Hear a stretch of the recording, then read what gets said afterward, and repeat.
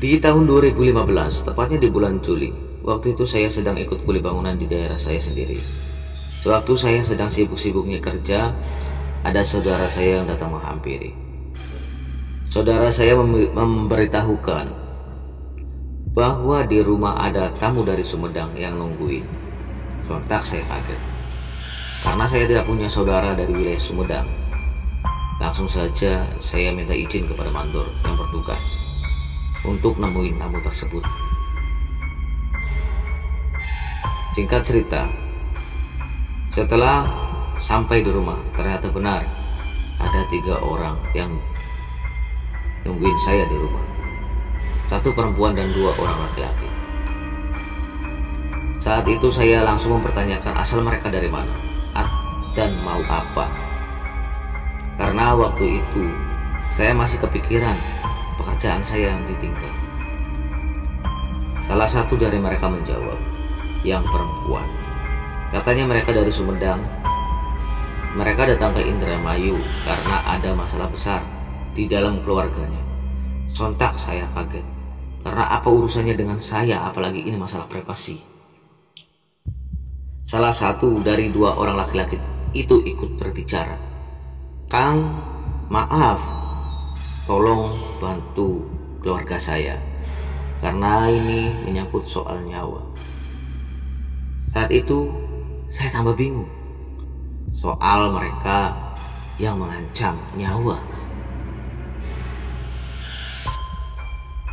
Terus mereka meminta saya harus bantu. Saat itu perempuan tersebut menjelaskan kronologi yang sebenarnya. Katanya dulu Pak Sutri ini, atau pasangan suami istri, pernah melakukan sebuah perjanjian dengan sosok jin di lokasi Sang Hyang Tareja, lebih tepatnya di puncak Gunung Tampomas. Perjanjian tersebut akan membawa pasangan suami istri ini kaya raya, tapi dengan syarat setiap 3 bulan sekali harus menanam kepala kerbau di belakang rumah dicampur darah manusia. Darah tersebut mereka dapatkan dari setiap rumah sakit. Singkat cerita, setelah selesai 7 bulan menyepakati perjanjian tersebut, dengan sebuah ritual, mereka menikmati hasil dari perjanjian tersebut. 2 tahun berlalu, mereka semakin kaya. Tapi di sisi lain, ada orang yang syirik dengan kekayaan mereka. Orang yang syirik itu tidak lain sahabat mereka sendiri yang pernah membantu soal materi sewaktu Pak Sutri ini belum jadi orang kaya. Keluarga Pak Sutri ini diteror oleh makhluk-makhluk menyeramkan, ditambah penyakit-penyakit aneh seperti badan terasa terbakar, ditusuk-tusuk jarum.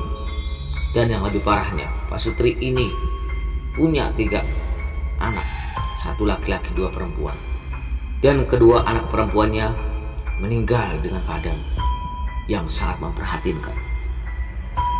Pak Sutri ini mencoba untuk melawan musuhnya dengan makhluk yang mereka pelihara, tapi makhluk yang mereka pelihara itu kalah. Terus mereka mencari orang yang bisa membantunya, tapi tetap saja tidak membuahkan hasil. Sampai-sampai kekayaan mereka mulai menurun drastis.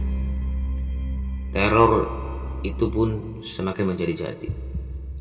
Anak laki-lakinya sampai gila, karena setiap jam 9 malam selalu ditampakkan sosok pocong, makhluk hitam, kepala yang terbang-terbang, sampai ketawa-ketawa di atas kamar dan sebagainya.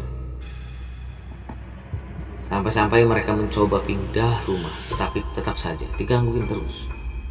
Sampai tiba momen di mana mereka melihat anak laki-lakinya mengamuk di dalam kamar. Pak Sutri ini ingin membantu menenangkan anak laki-lakinya, tapi pintu kamarnya tidak bisa dibuka. Mereka coba mendobrak pintunya, tapi tetap tidak bisa. Akhirnya mereka keluar rumah untuk masuk lewat jendela, tapi tetap saja jendela itu dikunci. Sampai mereka melihat momen di mana anaknya membenturkan kepalanya di kaca kamar, sehingga pecahan-pecahan kaca yang menancap di seluruh mukanya hingga anaknya meninggal. Sampai Pasutri ini melihat sosok makhluk hitam berdiri di atas punggung anaknya yang tergeletak tak bernyawa sambil tertawa menggema. Sontak mereka pingsan dan terbangun di jam 4 pagi. Tapi mereka ingat dengan kejadian semalam. Mereka langsung masuk ke dalam rumah untuk melihat anak laki-lakinya. Sontak mereka pun kaget dengan situasi di dalam kamar anaknya, karena terlihat tidak ada bekas sedikit pun seperti apa yang mereka lihat semalam.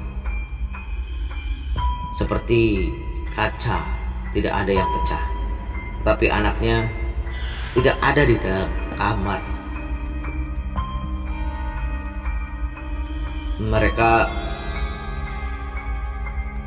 cari-cari di setiap ruang rumah sampai keluar rumah, tapi tetap saja tidak ada. Di siang harinya mereka mencari keluar rumah hingga 2 hari berlalu, belum juga ketemu. Padahal saudara-saudara dari pihak suami ataupun pihak istri itu ikut mencarinya. 1 minggu setelah hilang anaknya, mulailah ada kabar dari tetangga bahwasannya telah ditemukan mayat di jalan Tanjakan Emen, Subang, arah Bandung, dan ciri-cirinya sama seperti anak Pasutri tersebut. Mereka langsung menuju lokasi, dan ternyata benar itu anaknya Pasutri yang hilang 7 hari lalu. Menurut saksi demikian, karena anaknya Pasutri tidak memakai baju, hanya mengenakan celana pendek. Singkat cerita, setelah 7 hari meninggal anaknya, ada salah satu pihak dari keluarganya menanyakan, ada apa sebenarnya di dalam keluarga kalian sampai seperti ini? Sambil menangis, Pasutri ini bercerita dari awal sampai saat kejadian itu. Dengan rasa kecewa, saudara dari Pasutri ini memberikan saran untuk datang ke rumah temannya yang ada di daerah Pemanukan. Siapa tahu bisa bantu. Setelah percakapan itu selesai, mereka pun tidur. Malam itu juga Pasutri ini mimpi yang sama. Di dalam mimpi mereka bertemu dengan makhluk yang menerornya. Salah satu dari makhluk tersebut berbicara, "Waktunya giliran kalian," dengan nada yang menggema. Setelah mimpi itu, Pasutri terbangun dari tidurnya jam 5 pagi. Akhirnya mereka mulai cemas lagi dengan teror tersebut. Di malam berikutnya, ketika Pasutri lagi pada duduk di halaman teras belakang rumahnya, sekitar jam 9 malam, tiba-tiba muncul sosok kepala yang menggelinding mendekatinya. Kepala itu tertawa sambil ngomong, "Waktunya giliran kalian." Sontak Pasutri ini ketakutan sambil lari masuk ke dalam kamar. Saat keadaan rasa takut mulai membaik, Pasutri ini menelpon saudaranya yang menceritakan kejadian tadi, dan saudaranya bilang, "Ya sudah, besok pagi kita berangkat ke Pemanukan." Setelah omongan dari saudaranya, mereka langsung mengiyakan ajakan tersebut. Singkat cerita, sesampainya mereka di wilayah Pemanukan, teman dari saudara Pasutri ini kaget. Astagfirullahaladzim. Mereka langsung disuruh masuk dan dipersilakan duduk. Teman dari saudara Pasutri ini panggil saja Kang Dewo. Kang Dewo menanyakan tujuan mereka datang, ada perlu apa. Terus Pasutri ini menceritakan kronologi masalahnya dari awal, dan tujuan Pasutri ini memohon bantuan Kang Dewo. Tetapi Kang Dewo menyuruh Pasutri ini datang ke daerah Gabus Kulon. kata Kang Dewo. Maaf Pak, Bu, saya tidak bisa bantu lebih dari doa. Karena masalah yang kalian hadapi ini tidak main-main. Kalau saya ikut campur di masalah kalian, saya takut jadi korban selanjutnya. Saya cuma bisa ngasih petunjuk untuk ibu dan bapak untuk datang ke daerah Gabus Kulon. Saya kasih alamatnya saja. Bilang saja nanti kalau sudah ketemu Kang Andi, alamatnya dari saya. Insya Allah dia bisa bantu. Tapi saya mohon jangan lihat fisiknya dan jangan lihat penampilannya. Ya, ibu dan bapak harus yakin insya Allah dia bisa bantu. Terus Pak Sutri beserta saudaranya hari itu juga berangkat mencari alamat yang dikasih sama Kang Dewo.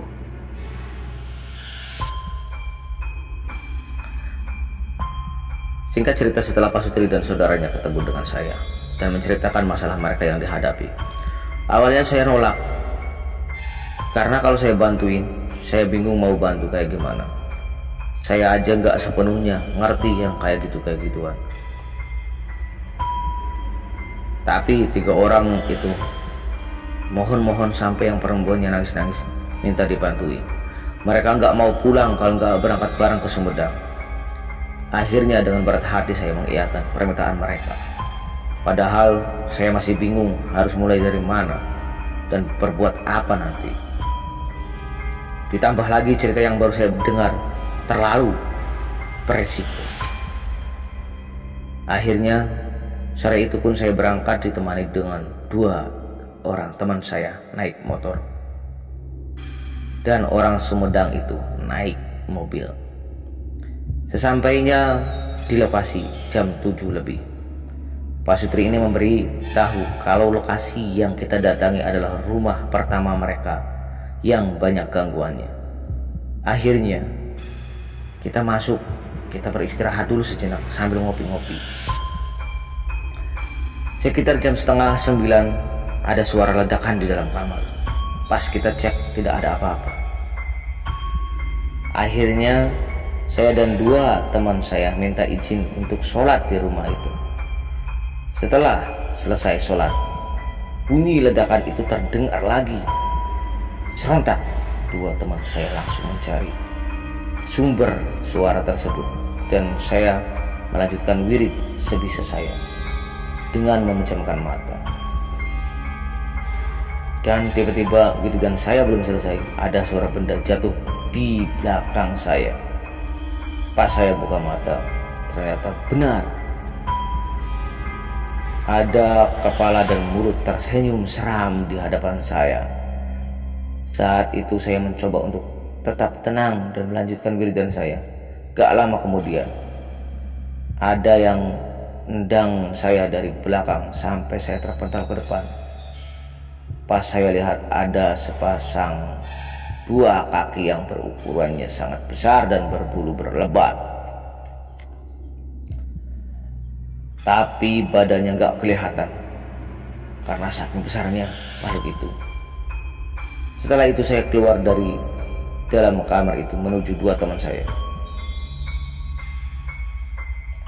Dan gak disangka 2 teman saya termasuk istri dari pemilik rumah itu lagi kerasukan semuanya.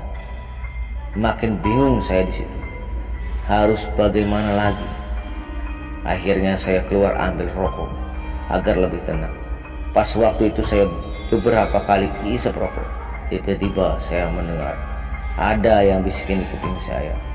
Dalam bisikan itu berucap, Kamu harus yakin. Tuhan kamu pasti bantuin. Jangan takut. Setelah mendengar bisikan itu, saya merasa berani.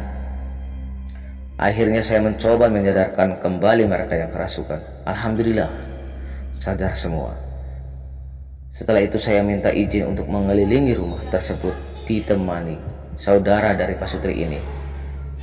Sampai menaburi garam kasar, dicampur dengan beras ketan hitam. Gak lama, tiba-tiba ada atap dapur ambruk pas kita lihat di gundukan bekas plafon dapur ada 5 bingkisan seperti pocong. Setelah kita ambil dan membukanya, ternyata itu yang disebut santet Banaspati. Jadi yang meneror keluarga Pak Sutri selama ini adalah benda-benda kiriman tersebut.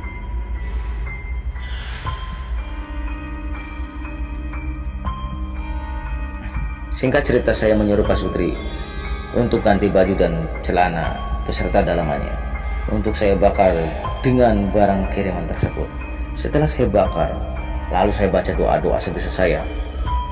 Lalu saya bakar dan tiba-tiba di dalam kobaran api itu ada suara 2 kali ledakan. Selepas pembakaran itu, saya mempertanyakan kepada Pak Sutri untuk menunjukkan di mana tanaman-tanaman kepala kerbau itu.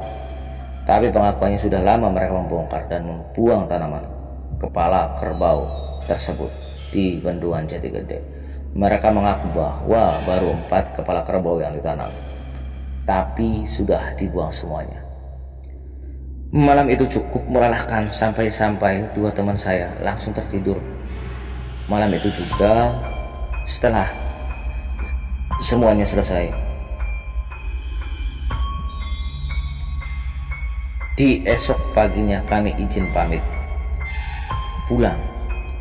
Sesampainya di rumah, 2 teman saya ngomong, malam tadi adalah pengalaman pertama kalinya yang gak bakal bisa dilupakan. Terima kasih yang sudah menonton video ini.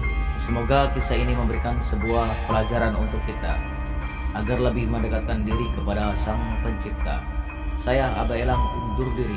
Wassalamualaikum warahmatullahi wabarakatuh.